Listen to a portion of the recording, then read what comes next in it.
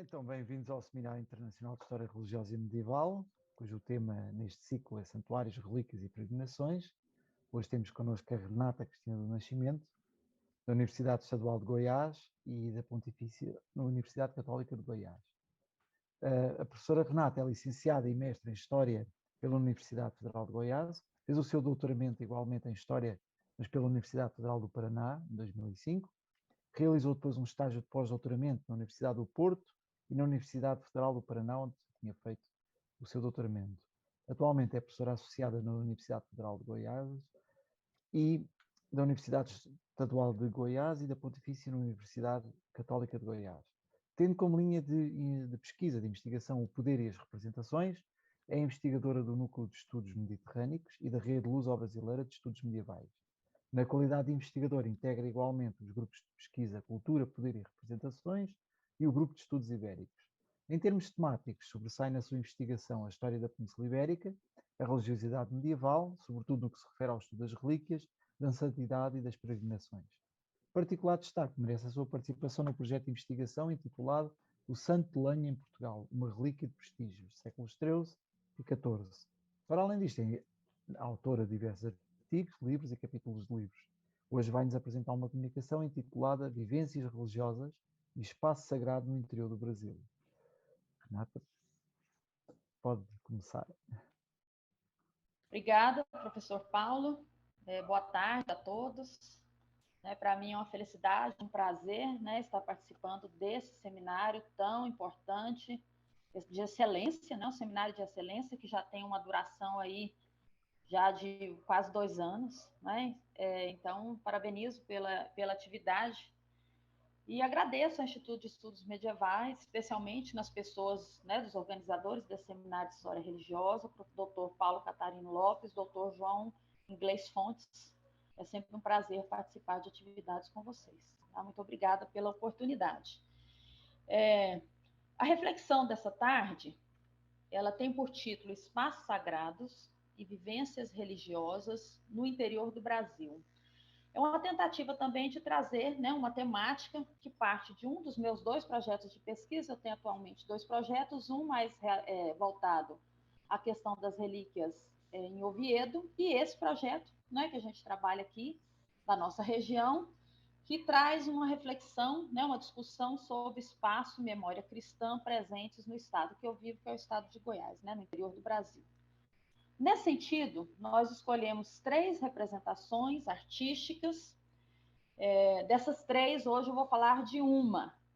As 3 representações artísticas seriam a Via Sacra, que é um conjunto de pinturas de um frei dominicano, que viveu aqui, um italiano, que chegou na região em 1950.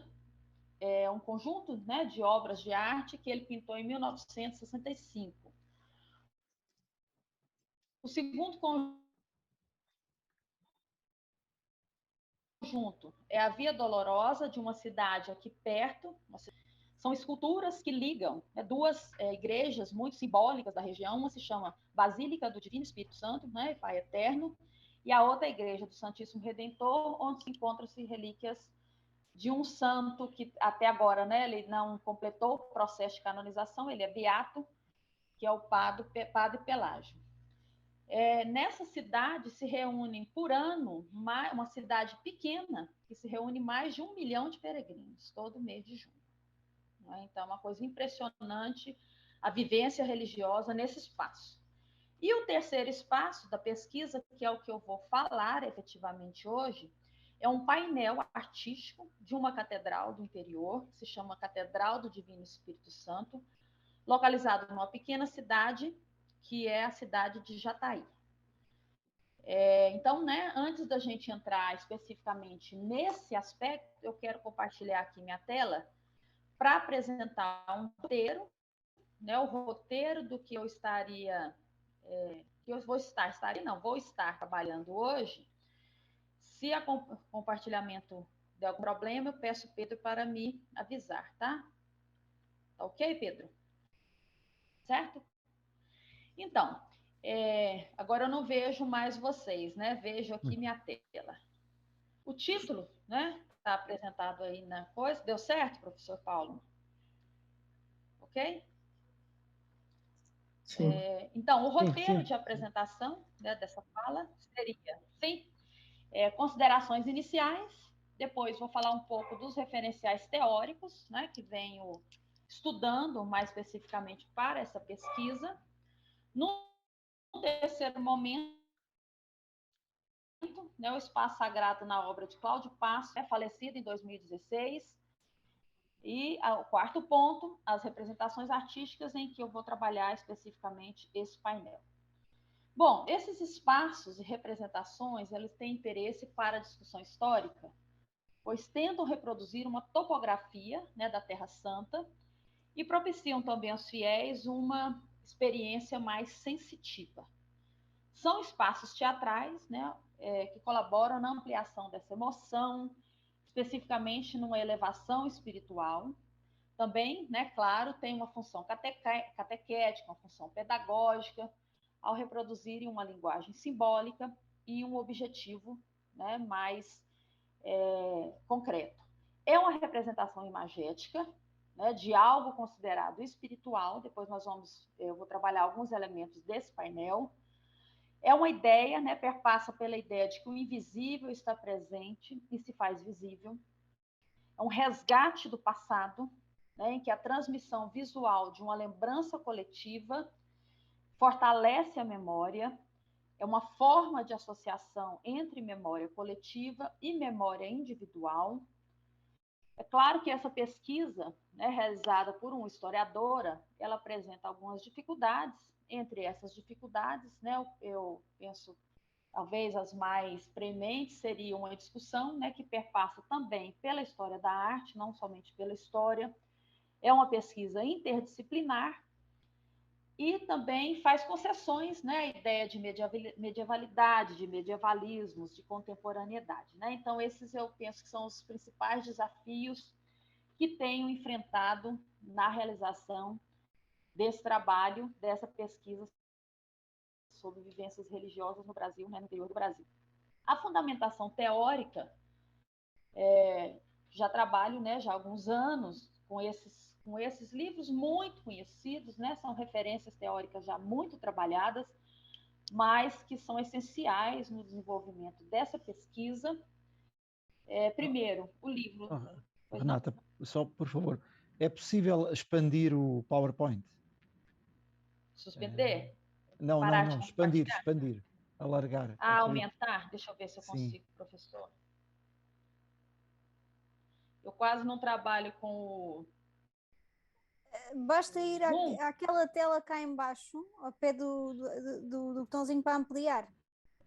Não ao lado, ao lado. Não ao lado. O botãozinho ao lado. Não, é o a seguir. Não, aqui embaixo, no mesmo sítio. Aquele que é o a seguir, dois a seguir. Não, para o outro lado, exato. Mesmo. Isso. Muito obrigada. Ok. Então, seriam essas fundamentações teóricas, né, mais que eu tenho trabalhado mais. A primeira é um livro muito conhecido, da Lei da Asma, que foi traduzido para o português em 2011, mas a gente sabe que a primeira edição é da década de 90, né, se eu não me engano, é de 1992, e a segunda parte, né, dessa pesquisa, desse livro, da professora Lei da Asma, trabalha a parte 5, trabalha especificamente os locais. Então, esses locais, né, seria o espaço sagrado sustentando concretamente uma narrativa, né, ele é divinizado pela presença dessa recordação, o sentido simbólico desse espaço, uma valoração espacial ancorada, né, nesse caso, nas narrativas bíblicas, e que produz uma experiência da Jerusalém celestial. Pelo menos é essa a proposta, né, dessa representação artística. São espaços teatrais, né, como disse anteriormente, que colaboram na ampliação da emoção em uma elevação espiritual também. É uma memória comunicativa, uma memória cultural, né, que está ali presente, em que o espaço se torna um texto sagrado. Esse espaço textual da memória. O espaço sagrado é uma zona de contato, né, para quem está vivenciando ali aquela experiência, entre Deus e os homens. São cenários históricos, né? Pelo menos a gente vai observar em detalhes, né, esse painel, que reproduzem, que revivem a tradição cristã. São impressões recebidas, né, pelos fiéis nesse espaço. Acho que todas essas reflexões são importantes nessa pesquisa, né, no aprofundamento teórico dessa pesquisa, em que o local inscrito na memória de um grupo, e a gente já parte para o segundo e o terceiro livro, que são livros também muito trabalhados sobre memória, né, que é a questão da memória coletiva. O segundo livro do Maurício Halbach, que é a Topografia Lendária dos Evangelhos na Terra Santa, Estudos de Memória Coletiva, também é um livro bastante conhecido, em que ele traz, né, uma reflexão que ele escreve depois de 2 viagens realizadas à Terra Santa, uma em 1927 e a segunda em 1939. E nesse livro, né, ele vai descrever lugares, né, essenciais da memória coletiva cristã e que são revividos em outras partes, em outros territórios, em outras épocas. O terceiro livro, né, que tem uma discussão mais próxima, né, com o objeto desta tarde, seria a Memória Coletiva, que foi um livro editado na década de 50, né, depois da morte de seu autor, que são textos que ele escreveu sobre memória entre 1925 e 1944. E aí o que a gente pode trazer, né, de como reflexão teórica oferecida aí por essa obra? A primeira relação que se estabelece entre memória coletiva e memória histórica, né, que nos interessa muito aqui nessa pesquisa, em que o conjunto de recordações presentes na Terra Santa foi coletivamente instituído e compartilhado, independente, né, da exatidão histórica desses locais. O que importa, na verdade, é a construção dessa arqueologia sagrada, que é amparada nos evangelhos também, né? E 2 coisas, né, que eu gostaria de destacar aqui é o que a gente chama de memória cumulativa, que agregam lembranças, que agregam experiências, e a outra coisa, uma memória funcional, né, que são referências a um grupo, a seletividade, a vinculação a valores, especialmente orientações para o futuro, que é o que a gente está vendo aqui, né? São orientações para o futuro que vão estar presentes em um espaço sagrado específico e nas obras de arte, né? Que estão inseridas dentro desses espaços sagrados. Falando um pouquinho sobre o autor, né, desse painel, é um artista sacro, né, um paulista, considerado um dos maiores artistas sacros do Brasil contemporâneo. Ele faleceu em 2016. Ele se tornou mundialmente conhecido por ter sido convidado pelo Vaticano para conceber a obra que faria parte das comemorações do jubileu do ano 2000. Essa obra se chama O Cristo Evangelizador do Terceiro Milênio, está nos museus do Vaticano. Em seus trabalhos, ele buscou um retorno à fonte, né, geralmente apresentando Cristo como Pantocrator. Né, ele sofre muito uma influência da arte bizantina, o soberano, né, que tudo vê, que tudo rege, o legislador do universo. Suas obras são repletas de símbolos usados em diversos tipos de cultura. Depois eu vou mostrar para vocês que a gente tem aí especialmente ligações com a cultura, um pouco com a cultura afro, mas principalmente com a cultura indígena. Né? Então, suas representações, elas buscam muito esse diálogo com o Brasil, né? Então, mesmo representando aí uma tradição, né, tão milenar como a tradição cristã. Outro trabalho de grande visibilidade desse artista foi realizado, né, pelo Pastro no palco do Santuário Nacional de Nossa Senhora da Conceição Aparecida, que foi consagrado, né, o Santuário Novo, pelo Papa João Paulo II em 1980, provavelmente um dos santuários marianos maiores, né, do Ocidente.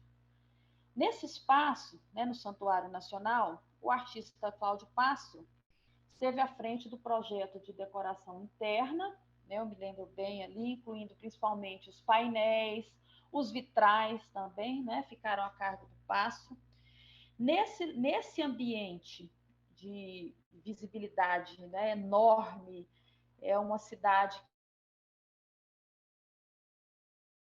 que atrai peregrinos de todo mundo, ele pôde desenvolver aí sua capacidade criativa e teve por inspiração a biodiversidade brasileira. Nós temos aqui vários trabalhos, né, sobre o Santuário Nacional e também sobre, especialmente escrito pelos colegas de História da Arte, sobre esses painéis, né, do Cláudio Pastro, em que ele vai apresentar a biodiversidade brasileira, uma espécie ali de um jardim do Éden, né? Uma coisa muito bonita, que não é objeto hoje da minha fala, mas quando a gente fala desse artista, é necessário a gente rememorar seus principais trabalhos. Tem muita coisa ali na parte da cúpula, no baldaquino, né? São muito conhecidos pelos historiadores da arte aqui no Brasil e também em muitas regiões do mundo. Esse slide que eu... Pois não, professor? Veja só, porque nós estamos ainda no slide 3, era onde tinha a fundamentação teórica, não sei se tem slides com as imagens desses espaços. Ele não apareceu. Não apareceu? Que pena, né? Não, só estamos aqui no slide 3, não temos os outros. Ixi, acabou que eu voltei. Como faço para voltar? Vou ter que compartilhar novamente, será? Não, pode carregar no ESC, porque eu acho que provavelmente... Volta. Agora é que já pode ir. Exatamente, eu acho que tem algum problema. Mas Pronto, eu vou continuar por aqui, então. Sim, é melhor. Pelos livros, né? Sim. Deve ter dado algum problema. Então, nas setas do computador ou isso, conseguirá também avançar. Deu certo? Tá bem. Sim. Ok, obrigada. Então, nesses livros, né, nesses 2 livros aí do slide 3, eu vou destacar, né, da grande produção, não só artística, mas também a produção escrita, né, desse pintor, esses 2 livros que são objeto dessa pesquisa. Um se chama Guia do Espaço Sagrado, cuja primeira edição foi da década de 80, de 1986. Nesse livro tem algumas frases, assim, algumas partes bem marcantes, né, do pensamento do Pastro. Primeiro, que o espaço sagrado já é o paraíso, o novo céu e a nova terra saboreados com antecipação. Então, quando ele concebe a sua obra de arte, ele tem em mente, não é, essa tentativa de trazer para o fiel que está nesse espaço uma contemplação mais ativa. Sua obra, né, é claro, né, atende à liturgia, às novas solicitações da Sé Romana, quanto mais, né, num espaço como o Santuário Nacional, né, quanto à função pastoral da arte sacra. O segundo livro se chama Guia do Espaço Sagrado, cuja primeira edição foi em 1999, aliás, Arte Sacra, não é? Em que o espaço se leva, né, as pessoas ao maravilhoso, é um espaço de manifestação do sagrado, em que o altar, né, que é o local da celebração, e também o sacrário, eles fazem, onde fica a hóstia consagrada, eles fazem parte aí dessa construção espacial. Ele diz o seguinte: o Santíssimo Sacramento será guardado em um sacrário, na parte mais nobre da igreja, mais insigne, mais destacada. Geralmente, né, a gente sabe que é uma lâmpada de cor vermelha acesa, né, bem visível, sinalizando ali a presença divina. Falar desse autor, né, e de uma obra, né, como eu vou apresentar agora em seguida, sobre a Catedral Divino Espírito Santo, é sempre uma responsabilidade, né? Então, existem aqui no Brasil muitos trabalhos específicos sobre o autor, e tem um livro, né, que é uma dissertação de tese de doutorado do César Augusto Sartorelli, que se chama O Espaço Sagrado e Religioso na obra de Cláudio Pastro. Se alguém, né, no futuro quiser também se especializar ou buscar, né, mais informações sobre esse trabalho também. Bem, então, né, partindo mais especificamente para essa representação artística, eu mostro aí no slide uma catedral, né, que se chama Catedral Divino Espírito Santo em Jataí, em que esse autor vem ao interior, né, ele é contratado né, ele vai aceitar o convite para a execução desses painéis na nova catedral em 1992, né, uma cidade que foi colonizada no século XIX, né, vai surgir aí nos fins do século XIX, e a pedra fundamental da catedral em si, ela só vai ser lançada em 1984. E ele vem, né, para fazer o painel em análise em 1992. Então, assim, a marca principal, né, dessa obra seria um retorno à liturgia e artes cristãs existentes nos primeiros séculos do cristianismo. Deixa eu avançar mais um pouquinho. Isso, é uma visão geral, né, do painel, das representações. Eu vou tentar... Professora, não estamos a ver o slide. Continuamos a ver os livros. Sim. Que coisa, hein? Carregue no ESC e tente depois carregar na opçãozinha mesmo de... Agora conseguimos ver. Que coisa estranha, Tem né? que carregar na lateral, sim. Tem que ser mesmo na lateral, aparentemente, sim. Pode ser assim? Tá dando para ver um pouco? Sim. Eu acho que eu não vou ampliar, não. Toda vez que eu amplio, eu acho que some, né? Sem Depois, problema. se precisar, eu volto. Um pouco. Bom, mas aí dá para ter uma ideia, né, desse painel, né, dessa obra de arte, e que ele vai ser dividido em 4 partes, começando em cima, depois vamos descendo até a figura central, que é a figura de Cristo Pantocrator, depois, né, dos discípulos, da Virgem Maria, e as partes laterais, que tem aí os anjos, né, e os querubins. Bom, a primeira parte, então, né, eu vou passar para o próximo slide, qualquer problema vocês me avisem, por gentileza. É esse, né, que focaliza aí o Deus Pai. Não sei se dá para observar, né, alguns detalhes. Vou tentar ampliar aqui, qualquer coisa a gente recomeça no slide. Então, nessa primeira parte, no alto do painel, nós vemos aí a mão de Deus Pai, né? Aqui em cima tem uma mãozinha.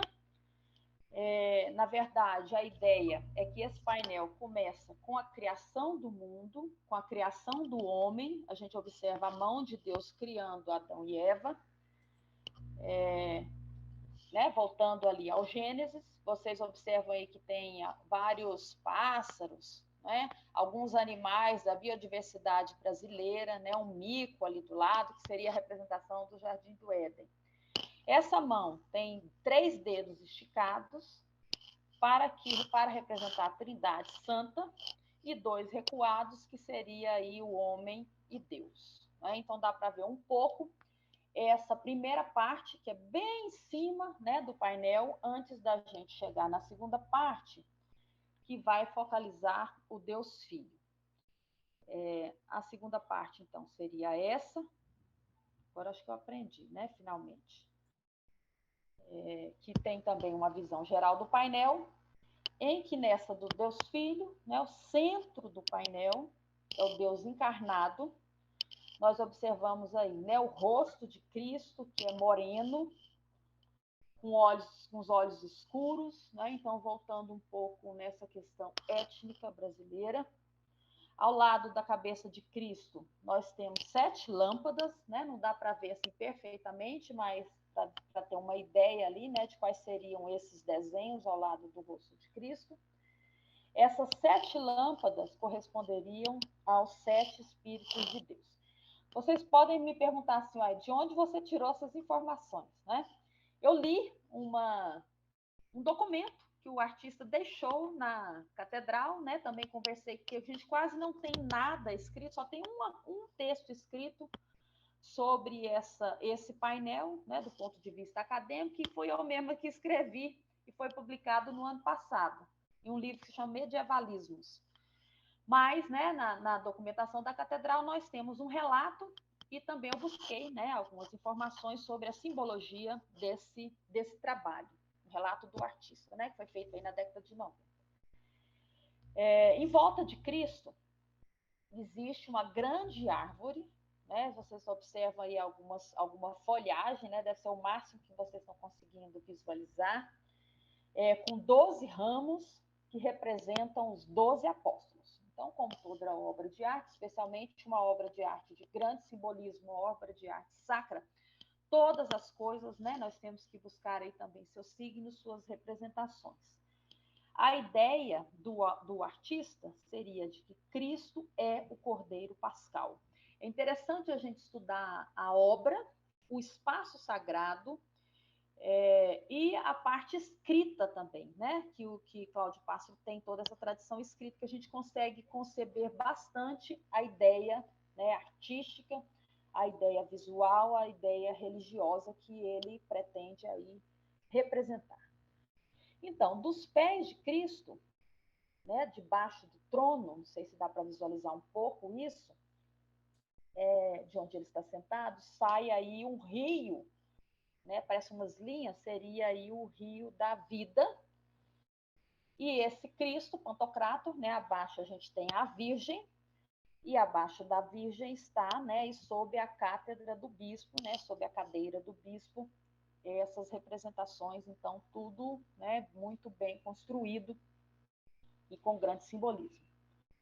Não há, até o momento, né, um grande trabalho de fôlego sobre esse tema, né? Eu imagino que é um tesouro. Eu tenho aí 2 orientandos que estão trabalhando com esse tema, Débora e João Vitor, ainda trabalhos iniciais, né? E eu desejo que algum dos dois faça esse grande trabalho de fôlego sobre a representação artística, nesse sentido aí, tudo o que ela oferece, né, nessa compreensão do espaço sagrado. Eu vou voltar aqui, só para a gente não perder as imagens. Bem, nesse próximo slide, né, esse aqui já é só voltando aqui, né, que é o Cristo Pantocrator. Deixa eu ver se eu consigo subir um pouquinho e mostrar melhor. Aqui. Então, os detalhes, né, ao lado das cenas bíblicas. Essas cenas bíblicas aí é considerado, né, foi considerado pelo artista a terceira parte, né, em que o centro vê o Deus Pai, né, Cristo, e depois seria o Espírito Santo. Como o Espírito Santo aparece aí nessas representações? Então, a gente observa quando a pessoa chega a esse espaço, né, no sentido mesmo de uma vivência espiritual, ela é tomada, né, também por essa ideia da arte, né, por essa ideia de um espaço que também é um texto, de uma arte que também é um texto. Então, o Espírito Santo é representado aí acima, né, com cenas. De um lado tem cenas do Antigo Testamento e do outro lado cenas do Novo Testamento. Do Antigo Testamento, mais acima, é Abraão recebendo os 3 anjos, né? Não sei se dá para vocês visualizarem alguma coisa dessa cena.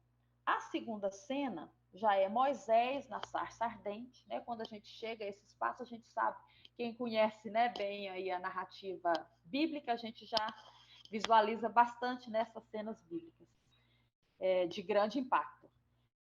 No terceiro momento, seria Moisés com um bastão, né? Não sei se dá para ver aí a terceira imagem, né? Que seria o momento em que Moisés está conduzindo o povo, né? Conduzindo o povo hebreu no deserto.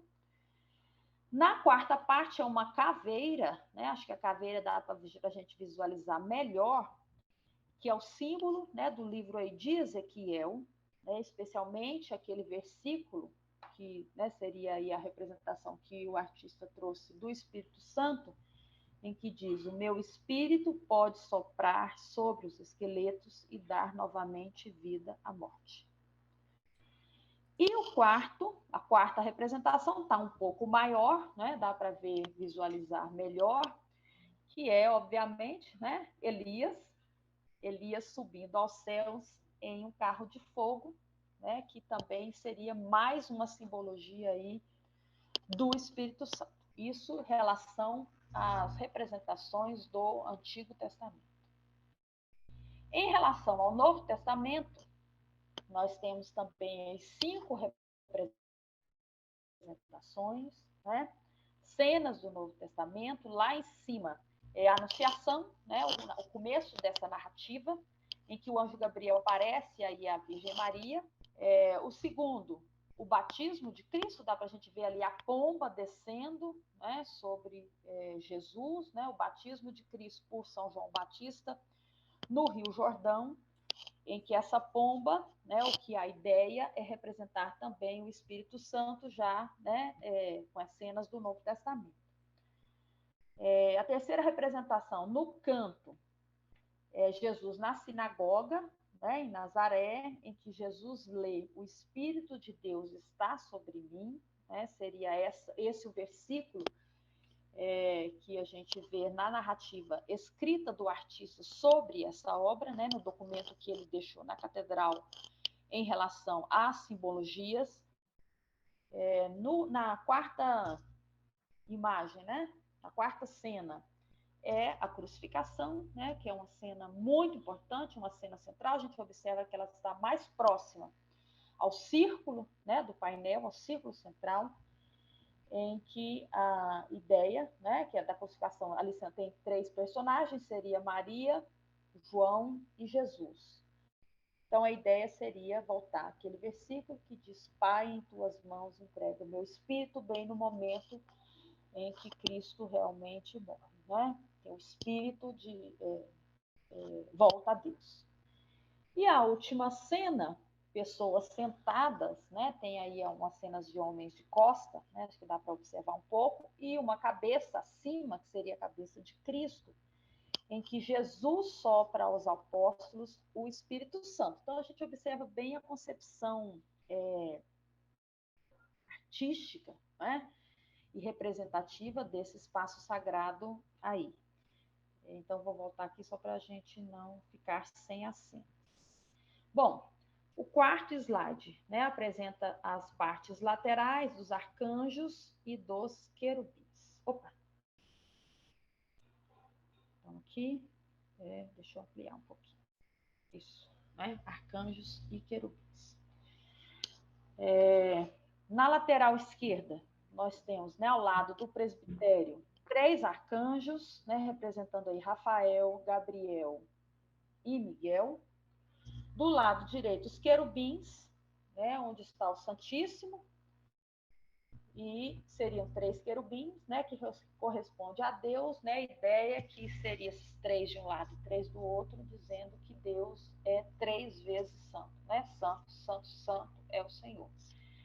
Então, toda uma ligação artística, né, narrativa, que é presente em vários locais, né, do mundo cristão, né, e que isso traz aí uma vivência espiritual muito forte, né? A gente vê que esses querubins têm características indígenas, né? Não sei se dá para observar aí com maior precisão, né, que seria uma homenagem que o artista fez aos índios brasileiros. E a ideia de que nesse lugar o invisível está presente e se faz visível.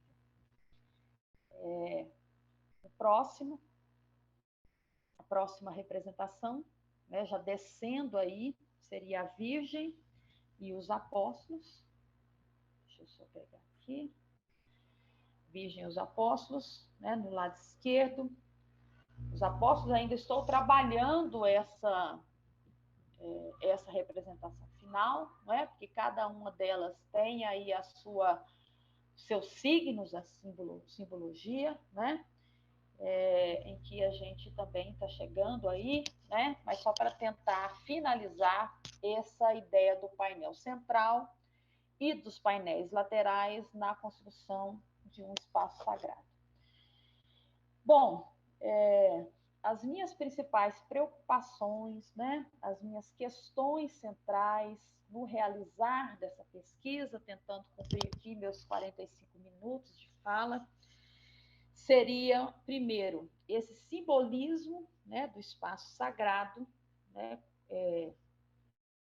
tanto a nível, né, que vem de uma tradição cristã, mas trazendo mais especificamente para essa obra de arte, né, como eu tentei mostrar aí no começo, né, que esses espaços, representações também têm muito interesse para uma discussão histórica, porque são uma representação imagética, obviamente, né, de algo espiritual, e é um resgate de um passado, né? Um passado memorável, um passado que tem toda uma tradição, né? Em que nós trouxemos aí o Halbach, né? Com a discussão da memória coletiva, né? Um fortalecimento dessa associação entre memória coletiva e memória individual. Obviamente, né? A rememoração premente e presente da tradição cristã, uma história, né, bíblica também, a gente tem que lembrar que é uma região ainda, né, em processo de cristianização, hoje nem tanto, né, mas aí na década de 80, na década de 90, sim.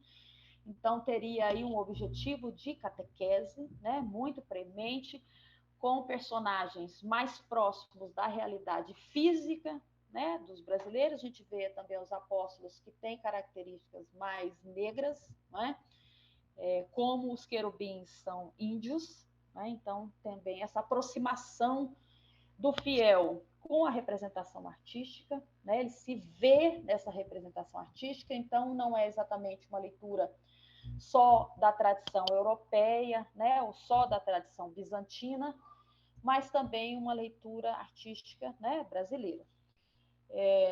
A importância, né, que ele vai dar nas suas obras de arte ao mistério pascal, né, quase todas as obras de arte do Cláudio Passo, seja em São Paulo, em templos em templos épicos, né, como é o Santuário Nacional em Aparecida, mas também nos espaços mais interioranos, né, do Brasil, em regiões em que ele trabalha, mas ele sempre traz essa discussão, né, e essas representações desse mistério pascal e do Jardim do Éden, né, são dois temas, né, muito caros, muito presentes também nessa discussão artística, né, e memorativa.